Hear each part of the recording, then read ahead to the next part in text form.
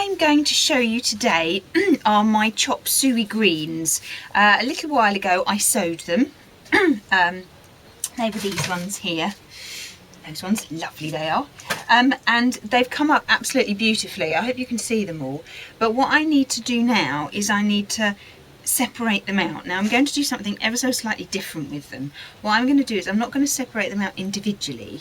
I'm going to separate them out and put them in 3-inch pots, but a few, you know, sort of 3 or 4 in the same pot. So when they get bigger, then they can go outside and I'll have lots of clumps of them, and then I'll just pick the leaves as and when I want them so I can have a nice colourful salad. So I'm just going to show you how I do that. Okay, so here I've got my 3-inch pot, and what I'm going to do is I'm going to fill it all the way up with compost. Don't compact this down too much.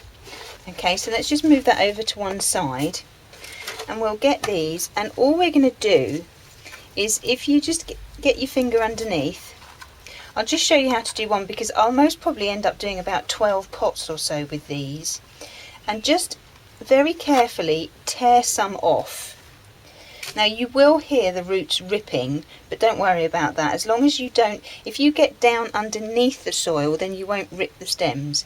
Now I've got quite a few there. It's actually too many, so I'm going to very, very carefully prise it apart so that I have about 5 or 6-ish. If you have lots of tiny ones, then you can have some, you know, a few more. So we've got 2, 4, we've got 6 there. So I'll just sort of put them together like that. Then I'll bring my pot back over. I'll make a nice little hole. That's why we don't compact it, because you need to put your fingers in there and make a nice hole for them. And do it as far down as you can, and then put these in, and then bring the compost back round them. If you need to fill up the pot a little bit more, then do. Okay, so there's that one. I'll just show you one more. So get your pot, fill it up with compost, get your little seedlings like that, make a nice hole in there for them to go in, pop them down, and when you do plant them, you can actually plant them right up to the top, you know, just before the bottom leaf. They don't have to be at the same height that they were in the seed tray. Now I'll continue doing a load of these, and then I'll come back to you in a minute. Okay, now once you've done them all, what I would suggest is that you then put them in a tray, and just keep them watered, because they look very nice and scrummy now.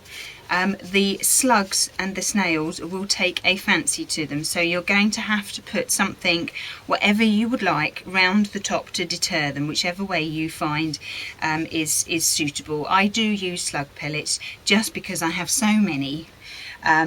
It's just the easiest way to do it for me, but there's cat hair and dog hair and, well, human hair as well actually, coffee grounds, eggshells. There's all sorts of bits and pieces that you can use to deter the slugs. Beer is not my favourite, because personally I prefer to drink the beer, not to give it to the slugs, but whatever. So whichever one you feel is suitable, but keep these in a protected area, either in a greenhouse or in a cold frame, or, you know, somewhere. I just feel that it's still a little bit chilly for them to go out. I mean, we're near to the end of April at the moment. Because this season did start so late, they are quite small. So when they get to look too big for the pot, so about 3 times the size that they are now, then I will put them out in the allotment. But I will show you that when I come to do it. Well, I hope you found that useful, and I look forward to seeing you soon. Bye bye.